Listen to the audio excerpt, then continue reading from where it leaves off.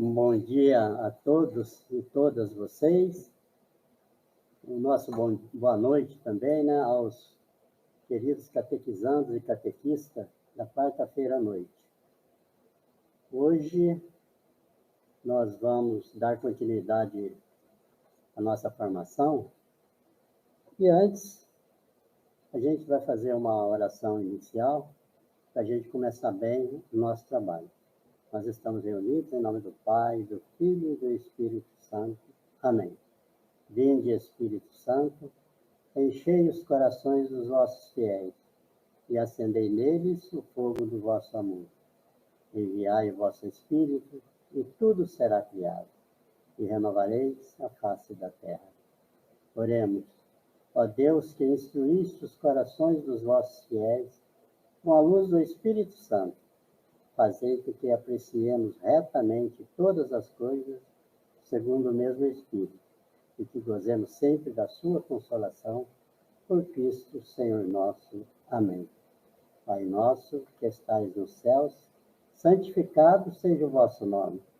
Venha a nós o vosso reino, seja feita a vossa vontade, assim na terra como no céu.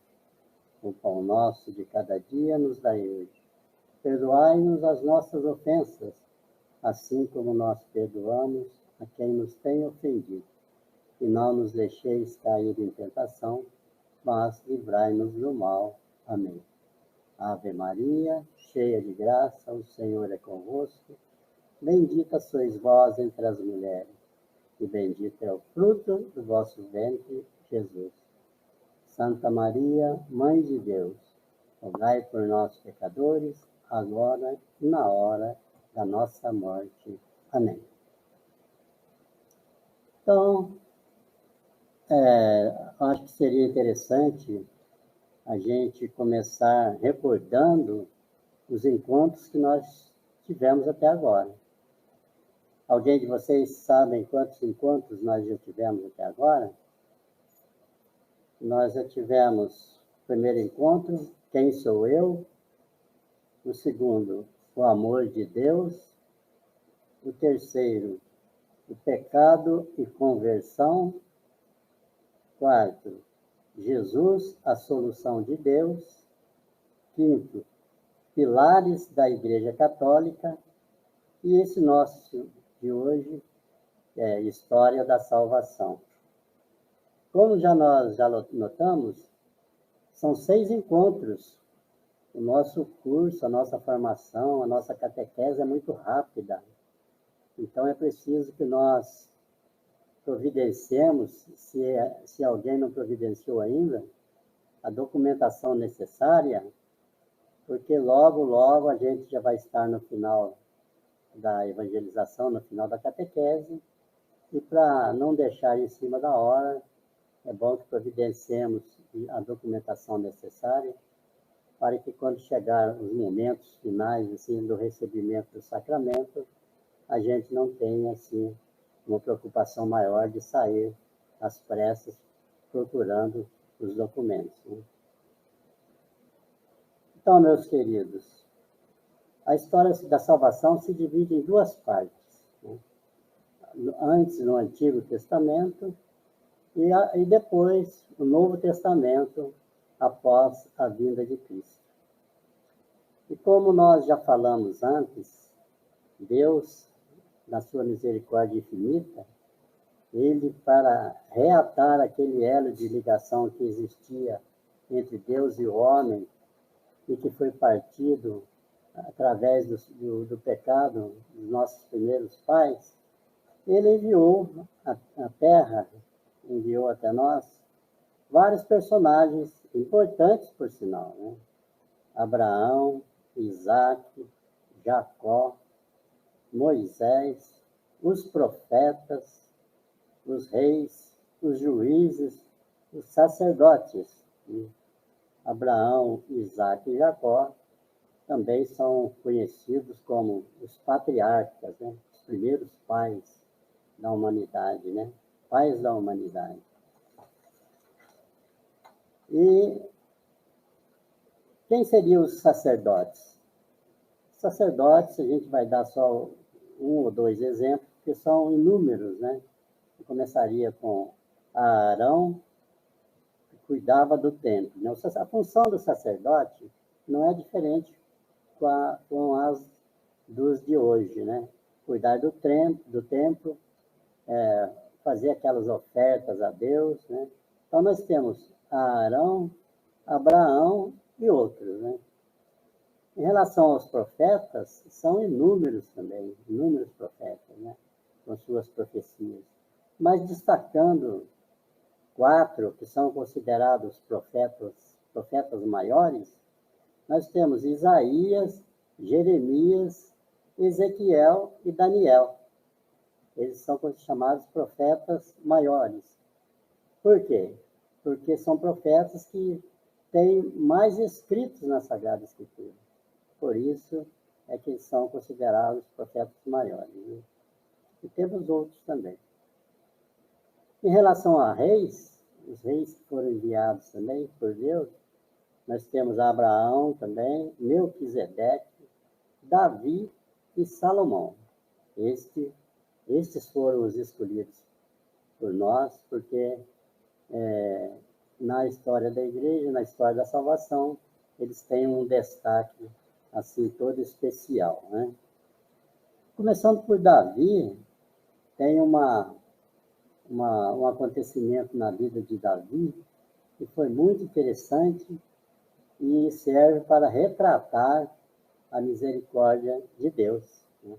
Não só de Davi, como também do rei Salomão, seu filho.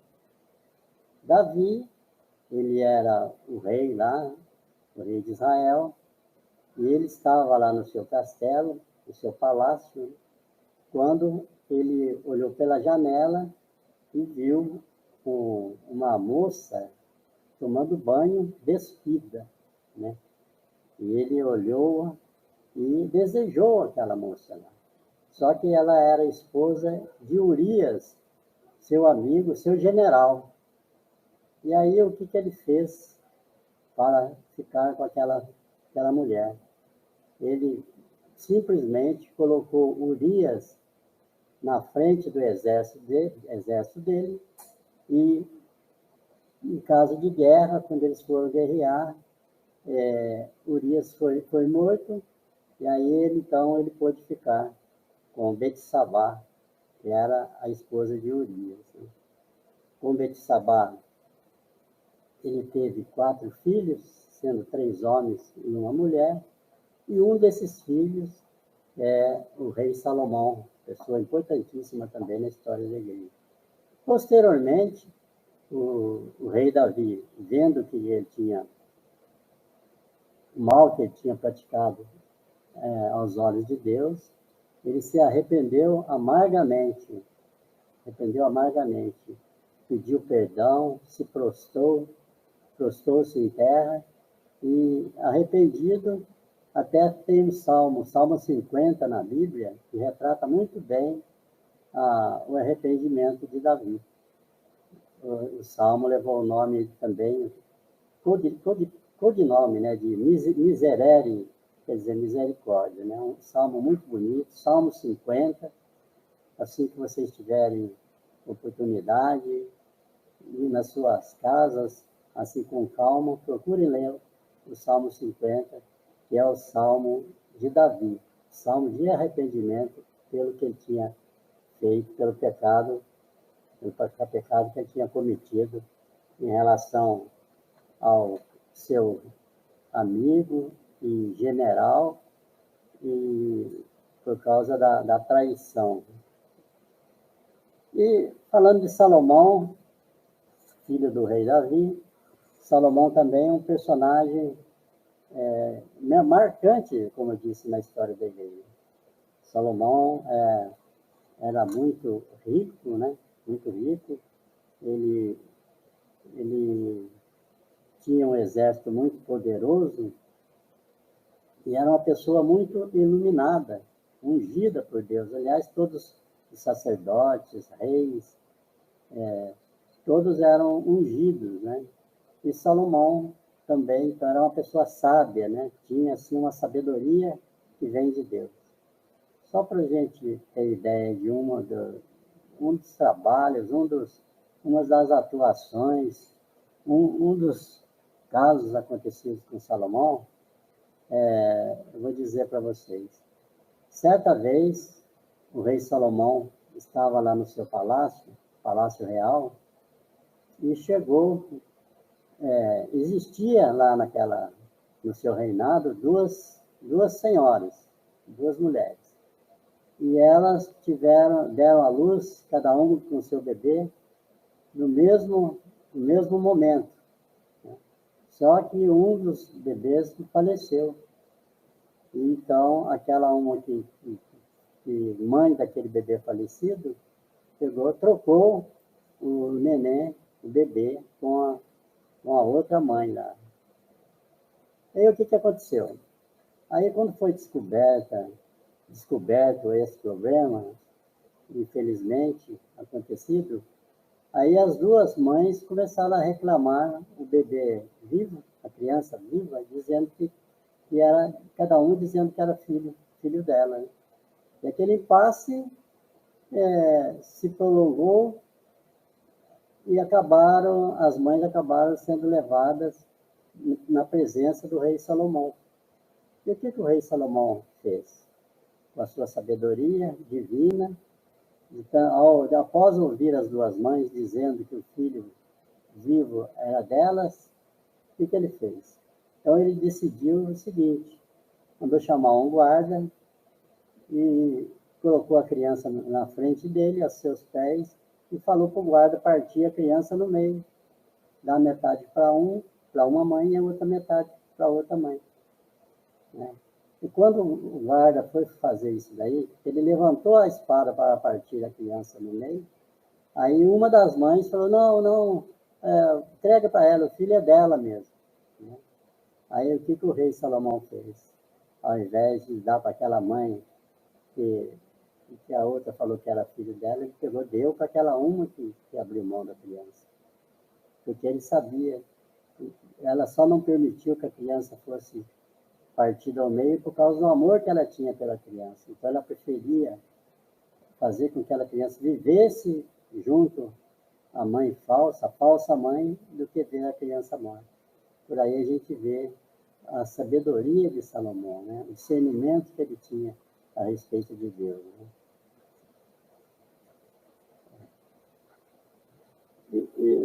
Isso aí são relatos do Antigo Testamento. No Novo Testamento, ou seja, após a vinda de Cristo, né, nós temos, pelo batismo de Cristo, nós nos tornamos também sacerdotes, profetas e reis. E quem seriam os sacerdotes dos nossos dias? Os sacerdotes dos nossos dias, como eu disse há pouco, são os nossos padres, os nossos bispos, e o Papa, sendo o Papa maior de todos os sacerdotes, né? Sendo que Cristo é o sumo sacerdote, maior de todos, o Papa é maior de todos, entre os sacerdotes terrenos. Agora, maior sacerdote de todos os tempos é Jesus Cristo, que é também chamado de sumo sacerdote. Então, os sacerdotes nossos dos dias de hoje têm praticamente as mesmas funções daquela época, do Antigo Testamento, ou seja, fazer as ofertas, né? Fazer as ofertas, cuidar do templo, no nosso caso, as igrejas. Naquela época eram sinagogas e etc. Né? Hoje não, hoje nós temos aí as igrejas. Então, os nossos padres, bispos e o Papa têm também as mesmas funções daqueles sacerdotes do Antigo Testamento.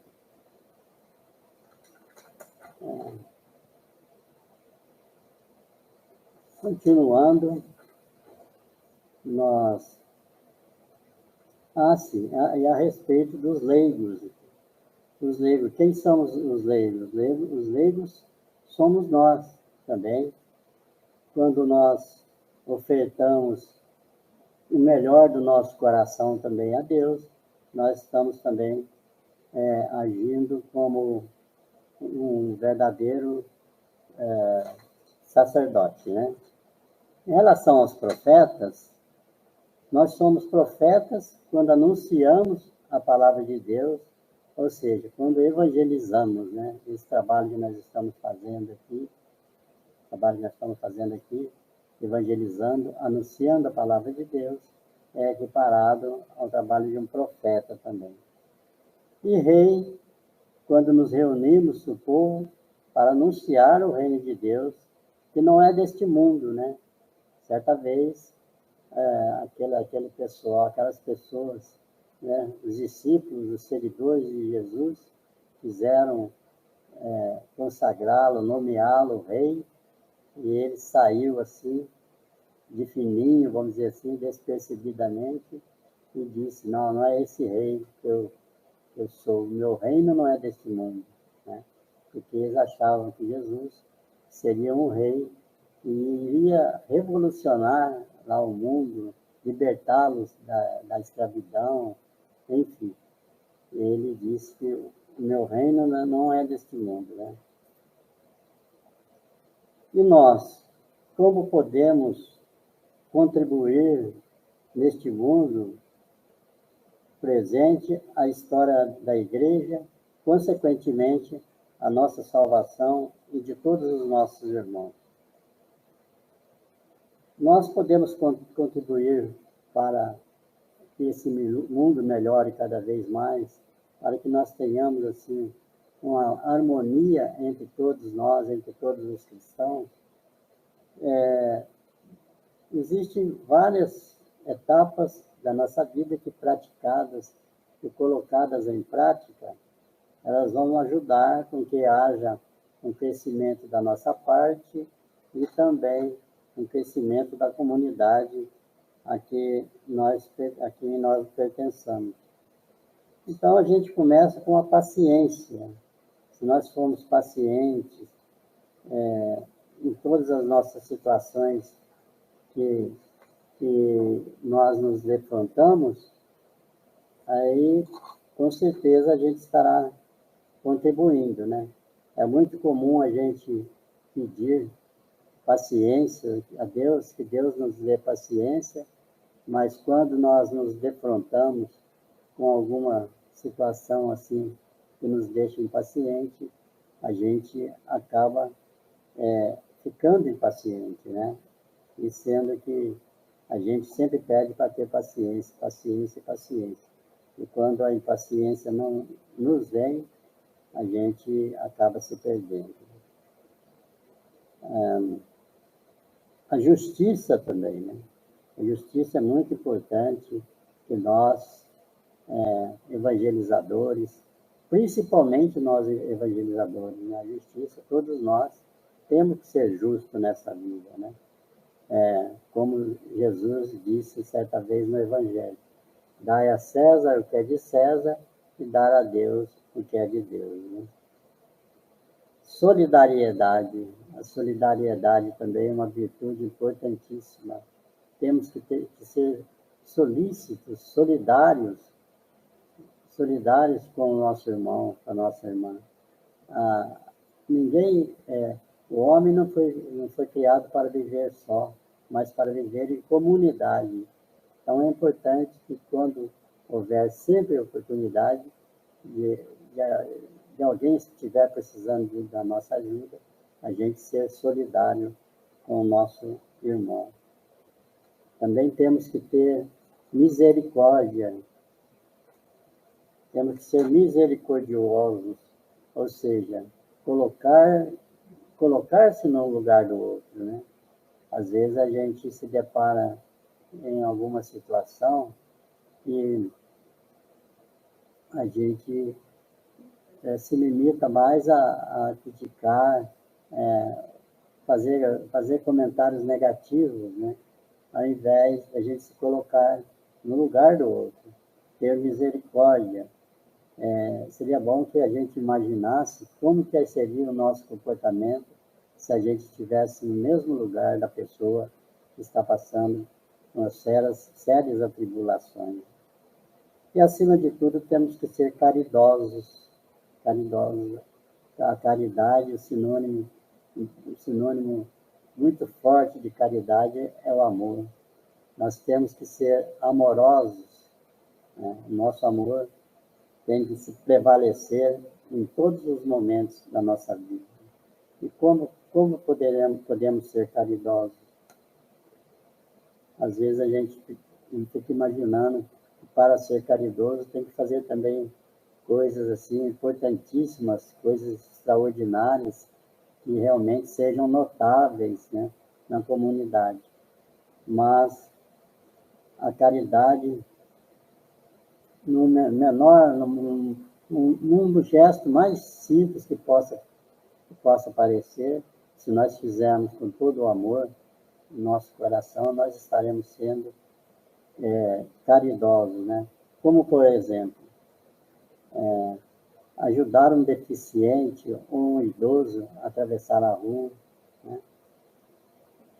Dar um endereço certo. Por que eu digo isso? Porque não sei se já aconteceu com alguém, com algum de vocês, mas quando a gente está à procura de um endereço e a gente está com uma certa urgência de achar esse endereço, por exemplo, e a gente não está conseguindo, quando a gente pergunta para uma pessoa se ela conhece o endereço e ela nos informa o endereço certo, a gente fica assim contentíssimo, né? Então é importante também que a gente, quando a gente indica, quando a gente mostra o endereço certo para alguém que está procurando, nós estamos fazendo um ato de caridade. E isso aí faz um bem tão grande para nós. Se vocês já viveram essa situação, se vocês já sentiram, sabem muito bem do que eu estou falando. Existe uma outra maneira também da gente fazer uma caridade importantíssima também e aparentemente simples, é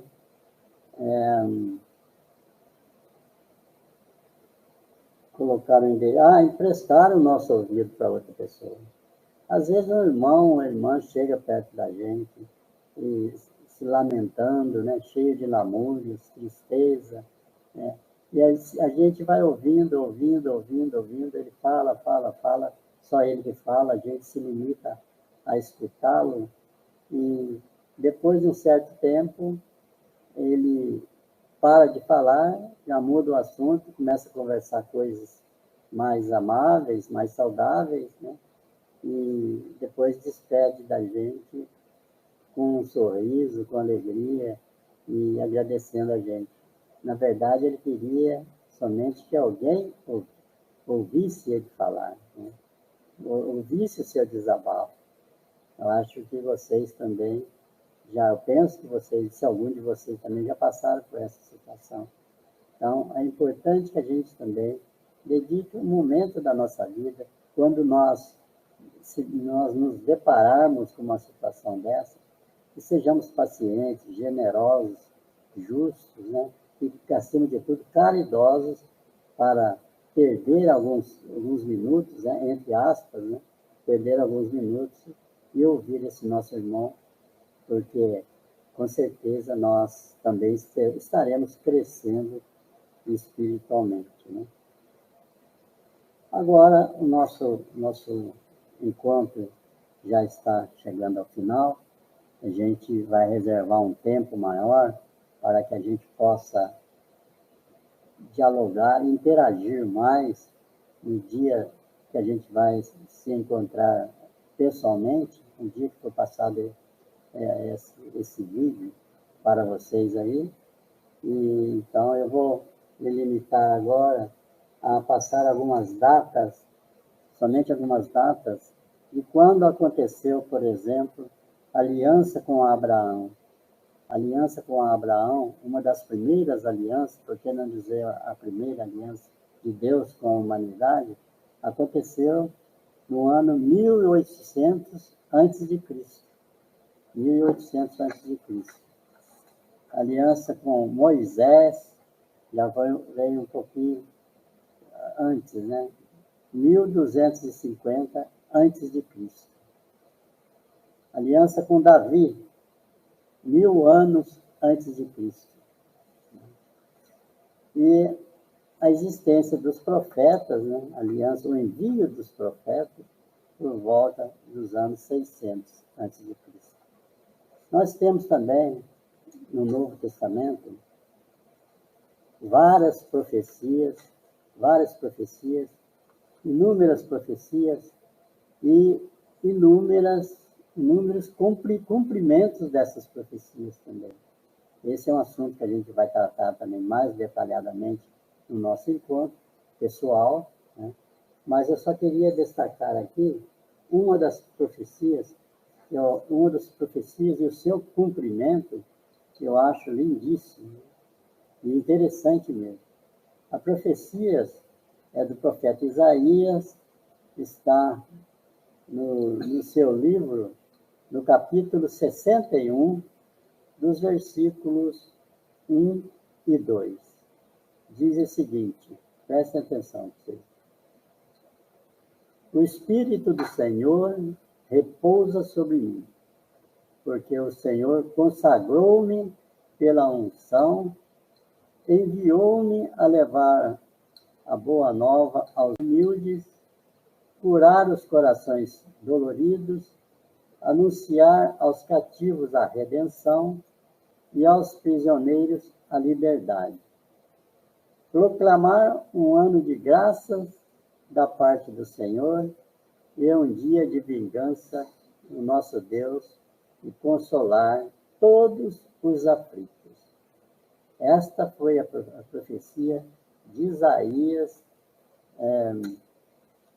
Deixa eu ver aqui. Profecia de Isaías, que aconteceu 500 anos antes de Cristo. Profetas, 500 anos antes de Cristo. E agora o cumprimento dessa profecia está no Evangelho de São Lucas, capítulo 14, capítulo 4, versículos de 14 a 19.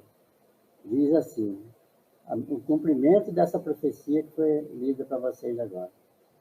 Jesus, então, cheio da força do Espírito, voltou para a Galiléia, e a sua fama divulgou-se por toda a região.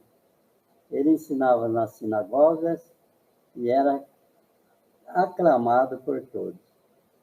Dirigiu-se a Nazaré, onde havia sido criado. Entrou na sinagoga em dia de sábado, segundo o seu costume, e levantou-se para ler. Foi-lhe dado o livro do profeta Isaías. Desenrolando o livro, escolheu a passagem onde está escrito: O Espírito do Senhor está sobre mim, porque me ungiu e enviou-me para anunciar a boa nova aos pobres, para sarar os contritos de coração, para anunciar aos cativos a redenção e aos cegos a restauração da vista, para pôr em liberdade os cativos, para publicar o ano da graça do Senhor. Então, por aí, meus queridos catequizandos, a gente vendo aqui essa profecia acontecida 500 anos antes da vinda de Cristo, se consumar agora através do próprio Jesus Cristo, né? Em uma das suas aparições na sinagoga, a hora que deram o livro, né, para ele ler, ele leu exatamente esta profecia de Isaías acontecida há 500 anos antes da sua vinda, né? Antes dele se tornar a boa nova do reino para todos nós e para a humanidade também. Então, por aqui, eu encerro essa minha participação, dizendo para vocês, como já falei, as outras profecias e os outros cumprimentos, que são inúmeros, a gente vai ver com mais detalhes no nosso encontro. Fiquem com Deus Louvado seja nosso Senhor Jesus Cristo. Para sempre seja louvado.